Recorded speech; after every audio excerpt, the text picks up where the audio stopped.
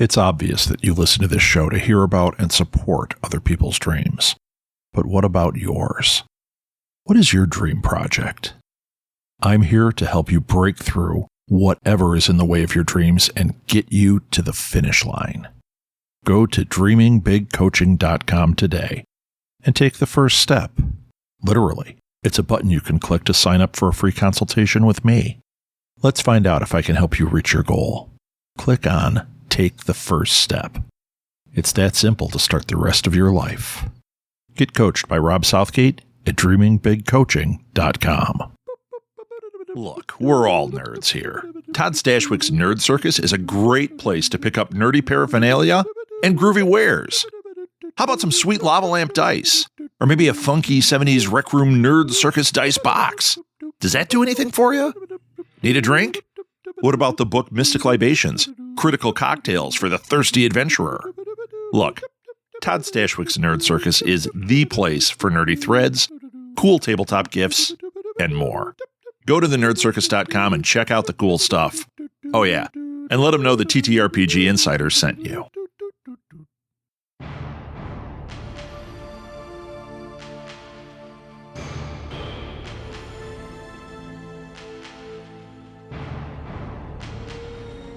Welcome back again to TTRPG Insider. I'm your host, Rob Southgate. TTRPG Insider is a podcast about, shockingly enough, tabletop role-playing games. More specifically, it's about the amazing people that create TTRPGs. Every episode, I interview someone who's involved in the making of the games that we all love to play. I want to hear their stories, the stories about their lives, not just a description of the game they've helped create. You can follow TTRPG Insider on Facebook by searching for TTRPG Insider.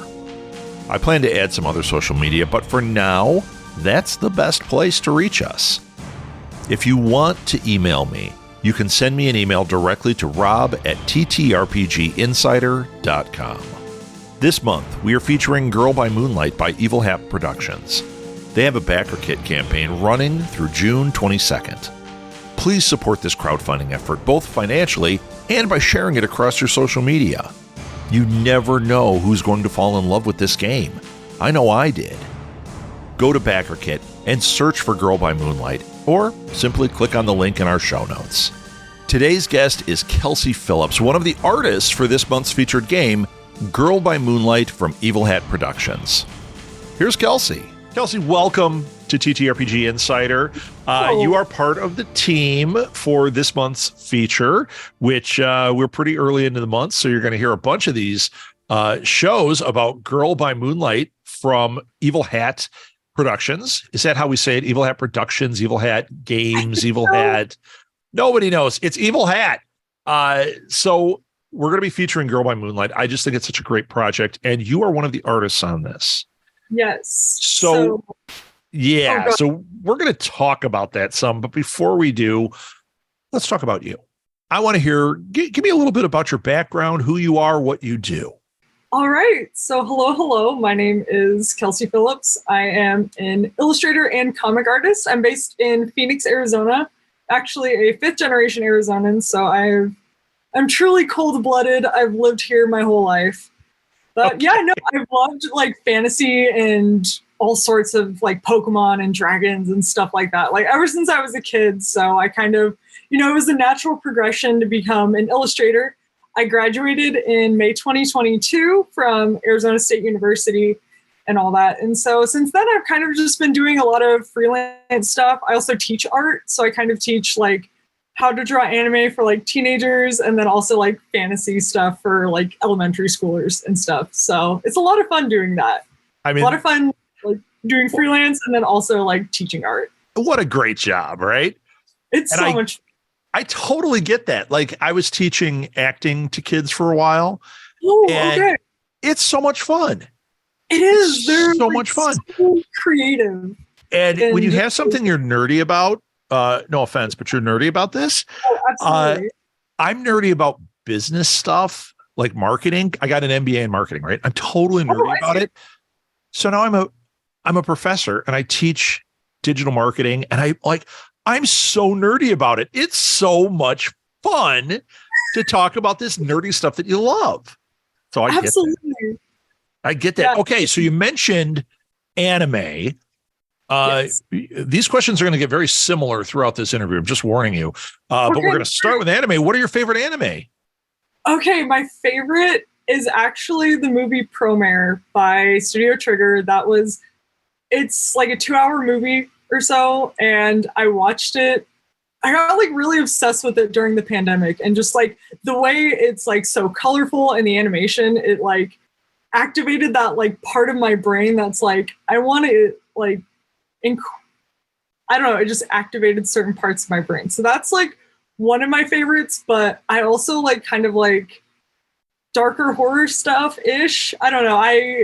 I really enjoyed Tokyo Ghoul in high school, but I'm not sure how well it holds up to me being like 23 now. Like, sure. You know that stuff you watched like 10 years ago, and you're like, oh, this is the best. And then you kind of come back to it and you're like, I don't know how good that actually was. Yeah, right.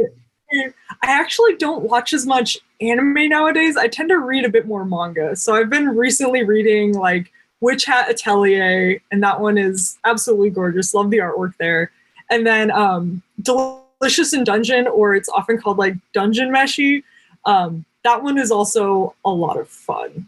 Cool. Yeah. So I'm looking at Promare right now, and that is the opposite of dark horror. It totally is. It's nothing like it. Absolutely. It's like bright and colorful and all this, and it's really funny how it kind of like contrasts like so many of my other interests, but like I was so into Transformers as a kid, and it's like mechs and stuff in that movie, and I'm like, scratches that part of my brain. Yeah, I get it. And I do like the color scheme. Like they kind of have, I'm looking at their whole thing here. They kind of are dealing in like pastel-y colors too. Whereas a lot of anime uses like bold colors with their sharp lines. This is kind of pastel. It has a really interesting look to it. It does. Yeah. Okay. So for people listening, I will put a link. I found a article from CBR.com, which is, hold on, the best Studio Trigger anime. So I will share it on there. It is the one we're talking about is number 6. And those of you that are like Star Wars fans, they don't know you and I were talking Star Wars beforehand. Shout out to your brother. But in Star Wars Visions, Studio Trigger did 2 different episodes. They did the twins and they did Elder. So there you go. If you're a Star Wars fan, you probably saw their work and didn't even know it. And actually, Twins short was very influenced. It's the same director for Promare directed that short. So it's like that animation style with like how dramatic and I guess bombastic is probably a good word, but it's very similar to that. They did Kill la Kill. Yes. Okay, I have seen Kill la Kill, which is fantastic. I'm not a huge anime person.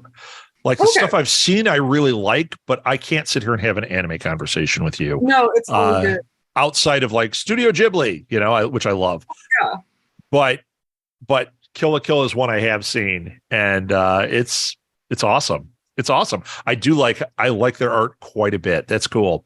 So you're teaching kids to draw in, not just in anime, but in that kind of, I mean, you mentioned Pokemon, you mentioned anime, which I guess is an anime. I bet you do like fantasy stuff too. Yeah. So I teach locally here in Arizona, like art classes in art center. So I'm not really like a full-time elementary school. No, but that doesn't matter. You're teaching in an art center. That's the same thing. Yeah. So I teach 2 classes. So one is like a how to draw anime class for like teenagers, those like older, young adult type age. And then I teach like a fantasy and fairy tale class for like the elementary school type kids. And it's a lot of fun. How many of the kids want to draw Tinkerbell? Not a ton. A lot of the kids draw, like, it's so surprising what they do and don't know. Like, from this pop culture and stuff. Like, I play music during class, and I'll play All Star by Smash Mouth, and they're like, "Oh, it's the Shrek song," and I'm like, "Okay, you guys know Shrek, but then I like bring up other little things and they're like, oh yeah, I guess I've seen The Little Mermaid. And I'm just like, you're like, what? This is so baffling. This is so baffling. It is. It really is. Even with the college students that I teach, I talk pop culture and references all the time. Oh, yeah. And even stuff that's like 5 years old that I would think would be right in their wheelhouse, they have no idea what I'm talking about sometimes. Dang. Or like they'll refer to things as like, oh, that old movie. And you're like, Ant-Man is only like 8 years old. They're like, oh yeah, that's an old one. It's like, what? What are you talking about? Or like some of my teenagers, like I said, I don't watch a ton of anime nowadays. I watched it more in like high school and stuff. But some of my teenagers will like talk about this anime and I'm like, I have no clue what you're talking about. Like, sure. They just go off about their own things. And I'm just like, well, there's only 8 million animes and then each one has 8 million episodes. So, it's surprising you don't know every single thing. Oh yeah, exactly. I how dare I not know everything? Right. Now, okay, you mentioned Pokemon. I actually have it. We're going to continue it on this path for just a moment. Don't worry. I'm looking at like a little bit of your art here, and I see where the influence is. Now, with Pokemon, do you find yourself attracted to Pokemon itself, or is it the kaiju? Is it is that what you call them? The kaijus? Like the monster type thing. Yeah. Honestly, it's both. I started playing Pokemon when I was a kid, so like that whole like going on an adventure and exploring and stuff was like just as appealing to me as like the monster designs. But I think in terms of what got me to make art, it was definitely like the Pokemon designs, like the creature designs and that kind of stuff. So that was really inspirational. Yeah. So you were filling notebooks with little kaijus. Oh, absolutely. And my friends and I were like, we're going to make our own Pokemon and we're going to make we're like 9 years old and we're going to make our own Pokemon. We're going to like do this the way that like 9-year-olds do. Like, oh yeah, we're going to make so much money off of this. And like, you're like 9 and don't know anything, but. Yeah. I remember I drew a character. It was just like a puffball and I put legs on it and a face. And I'm like, oh, God, I've created the greatest icon since Mickey Mouse. And I had myself convinced this is going to be the beginning and end of iconography. I was probably 6 or, but I was convinced. I'm like, I'm like Walt Disney. I'm a genius. I am not a genius when it comes to iconography. I'm just here to tell you that now. No, it's all good. So in the TTRPG world, I know you've worked on this, obviously, on Girl by Moonlight. Have you done any other work in TTRPG? Girl by Moonlight was actually like one of my first projects, pretty much. Okay. Like TTRPG project. I've worked on a handful, or honestly, like 2 other projects before this. One of which was for Sentinels of Earth Prime. It's Green Ronin Publishing. It's like superhero type stuff, and they made a video game and they wanted a bunch of like illustrations for their characters. So I did some illustration for the video game version of Sentinels of Earth Prime. Okay. I think that's the formal name for the project. Okay. I worked on it like a year ago and I'm like, oh, I wrote it down. It's like, it's on my CV. It's like, when you're freelance, you do work on things that you don't know what the official name is, or if it even comes out, or so I get it. Nobody's going to hold your feet to the fire on this. Okay, cool. But yeah, no, so I did some work there, and then, that's pretty much it. I was really fortunate that Trivia is the art director for Girl by Moonlight. I was really fortunate that they reached out to me and stuff because I submitted my portfolio on Twitter, just saw like a tweet like, hey, we're looking for stuff. And I'm like, here's my work. And then they reached out to me. So it's a really kind of fortunate beginning to my career here. So, that's interesting. That's something that on this show, I know we talk about a lot of fluff and just kind of get to know the people behind the games, but I always end up going back to the business part of it because I'm a business nerd, as was mentioned. Yeah. So you mentioned that you applied online on Twitter. Were you looking for specifically TTRPG? Did you follow a hashtag for artists wanted? How did that happen? Or did you just see something from Evil Hat Productions and go, I'll submit?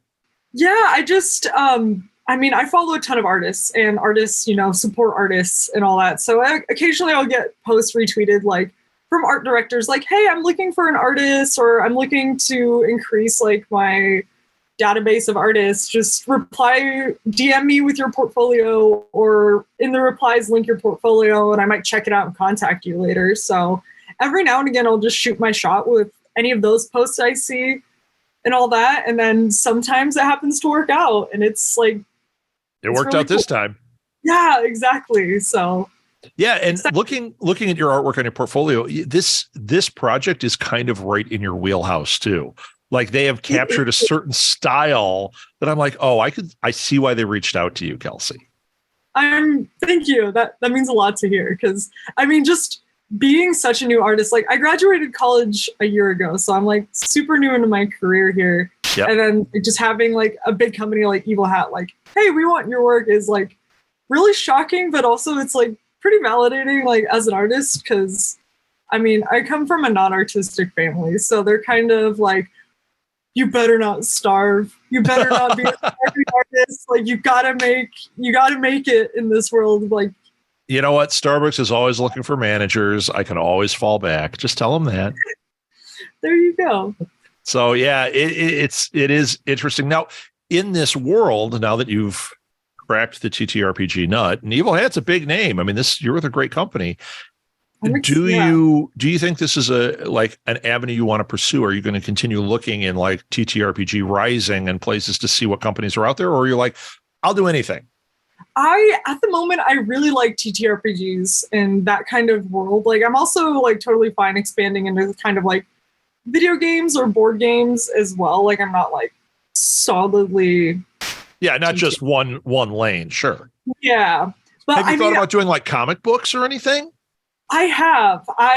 Honestly, it's kind of the thing where I need more work in my portfolio to demonstrate that I do comics, but I'm really fortunate now to have a handful of like illustration commissions. I also do occasional public art and stuff like that. So it's like I have work that's coming in, and I'm like, I need to work on this part of my portfolio, but I have this like work I need to do. So it's kind of like finding a balance there. But no, I really enjoy the TTRPG scene, because like, the Dungeons and Dragons stuff is kind of like, not to say every TTRPG is D&D.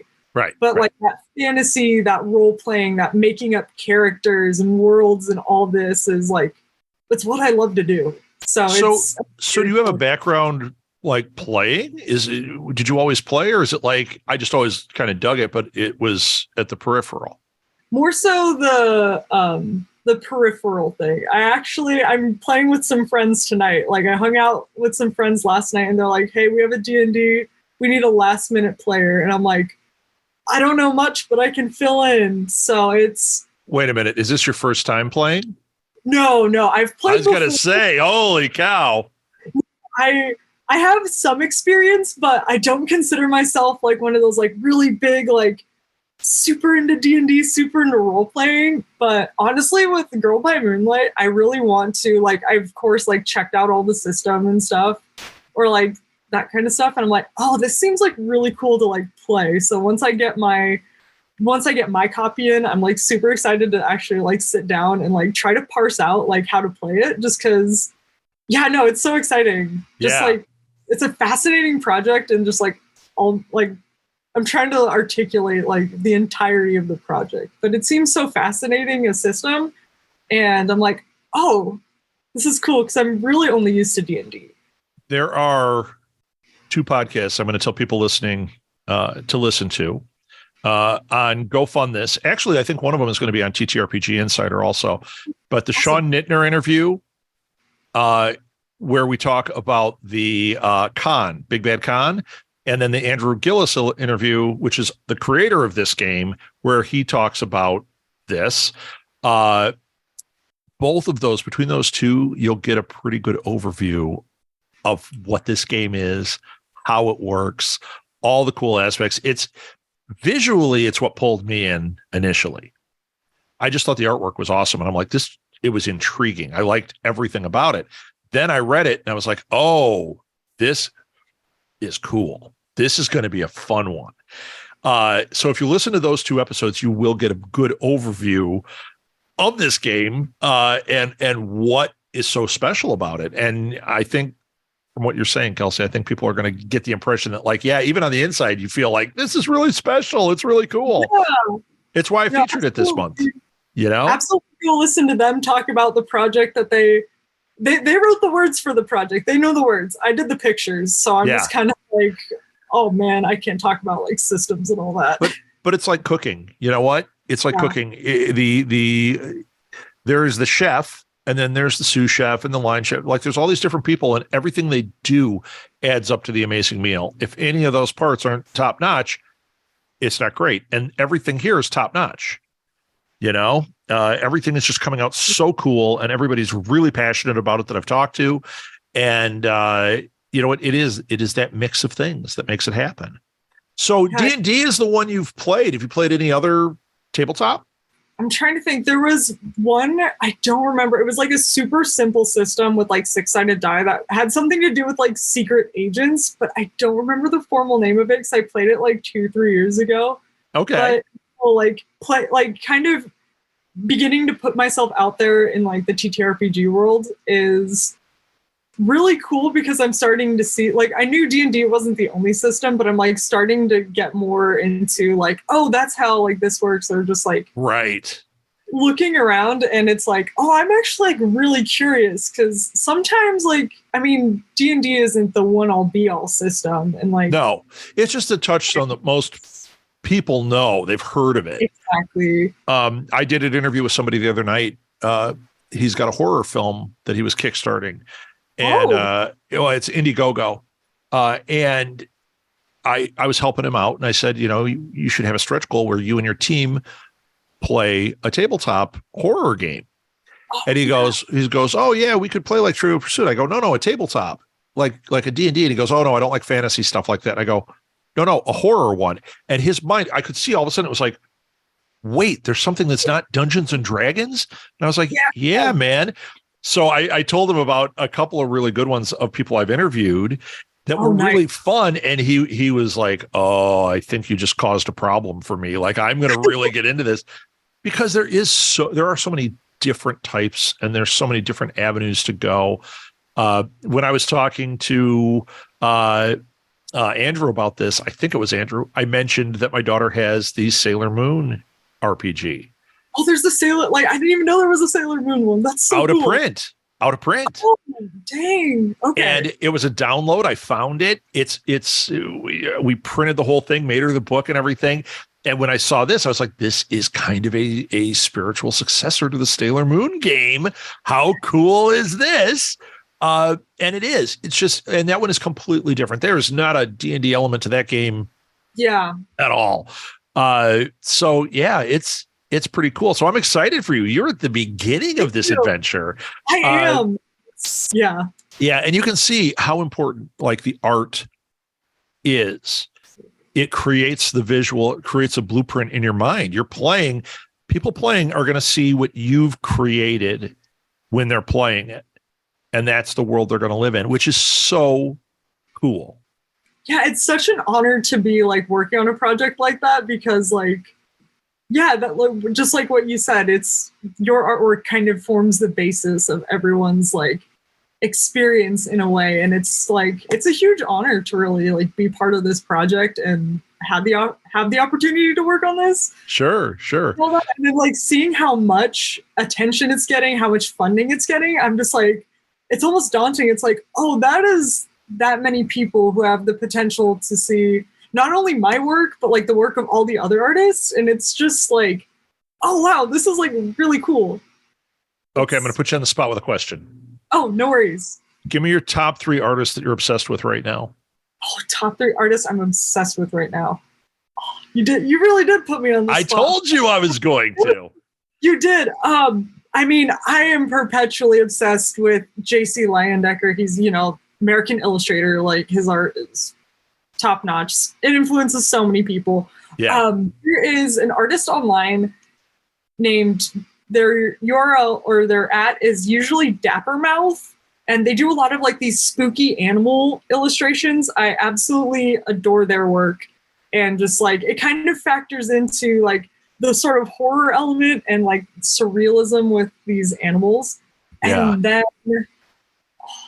trying to think who else, like just off the top of my head, who else am I obsessed with at the moment?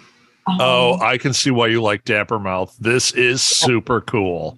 Their work is stunning. And then, okay, I have like a bunch of prints up on my wall. There's another artist, her name is Samantha Mash, and her work is just like really cool. Great description there. Oh, it's really cool. But she does like these really fluid, lineless shapes in her work. Like she has this like really fluid style that's influenced or emphasizes shape so much, and it's just so cool. Like I love her work, and I see it on my social media, and I'm like, oh my goodness. Yeah, it is super cool. In fact, I'm looking at her page right now, and it's reminding me of the album cover for Japanese Breakfast, where they've got the oranges, and it just kind of looks like that. Oh man, it's cool. So I know. Good call. Oh, thank you. No, I just, her work, it's not like super influential to mine at the moment, but just like she's one of those artists that I see and I'm just like, oh, that's good. It's good. But I can see why you would, because she's using like kind of a color palette that you seem to be working on in your work too. You know, you guys are kind of seeing the same world. You might just be translating it a little differently. True. Yeah. And thank you. Thank you for even like drawing that connection. I'm honored. I like that. Very cool. Okay. So artist, just finished college. What is the plan? Are you just going to keep building that resume out and trying for more and more illustration work? Do you have a dream project?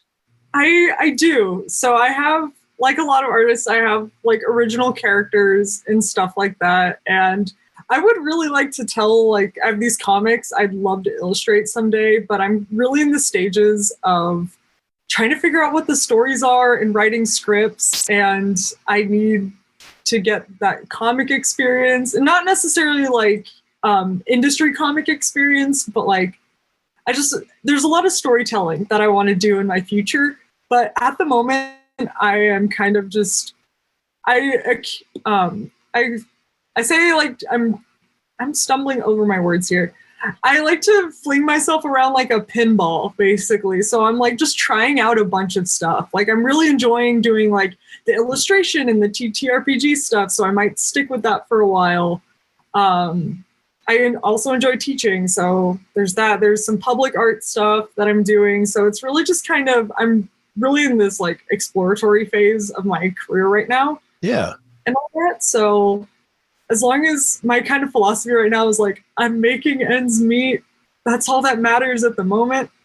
But then, as I get more of a foundation with my career and what I'm doing, there are just some stories I'd like to tell and all that. And just, I think that's kind of my main goal, or I guess like a overarching goal, but it feels kind of far away at the moment. It's like I want to accomplish these things, but at the moment there's other stuff I want to focus on in terms of just building my career and kind of, I guess, building my name as an artist in a way, or just not necessarily that, just building my career is probably just the best way to. I'm going to call it, you're an artist living in the moment. I'm going to go with that. There we go. But there are aspirations. I get it. Yes. I get it. Well, this was fantastic. I think your artwork's great. I love that you're working on Girl by Moonlight. There is a crowdfunding effort going on right now for it. Don't worry. There's no risk. The goal was 30,000. They're at 185 as of right now where we're talking. So not a problem. They're going to get that goal. So this is a great chance to get the book early and get some of those cool perks that they have. just go to backerkit.com and type in Girl by Moonlight or type in Evil Hat Productions and you'll find it. And there will be links in the show notes. I'll also put links for you in the show notes and some of the people we talked about today too. We'll give them a nice shout out. But Kelsey, where can people find you and engage with you if they want to hire you or ask some questions? Heck yeah. So my username on pretty much every platform is Keymint. That is KEYMINTT. So Keymint with 2 T's. I'm most active on Twitter nowadays. That's kind of my home base, more or less. So, but yeah, I'm on sorts of platforms. But yeah. Cool. Well, all the links will be in the show notes. I know you've got an Instagram, and I even got a link for your portfolio. We'll put that in there. So if somebody's listening and they want to say, hey, I want to see this and maybe hire Kelsey, bam, there they can do it. So, yeah. Kelsey, thank you so much for being on. Good luck with your career and with all these projects. And I can't wait to see how Girl by Moonlight turns out. Who knows? Maybe you'll be doing more illustrations on the second chapter of this amazing game. Fingers crossed. But yeah, thank you so much for this opportunity. I really appreciate the interview. You've been such a great host for like my first like official interview and all that. So thank you so much for everything. It was really awesome chatting with you. Thanks again, Kelsey, for coming on and sharing your great stories with us. Your art is so cool. I can't wait for everybody to check it out and to see it in the game book. If you or anyone you know has a crowdfunding effort about to launch or currently going, send them my way. I love to share cool projects and to help people reach their goals. You can connect with me through the Go Fund This Podcast Facebook page or via email directly to rob@smgpods.com. You can find a link to this Kickstarter and any other links that we discussed in the show notes. Go Fund This is a production of Southgate Media Group, hosted, edited, and produced by me, Rob Southgate. Thanks again for listening to Go Fund This.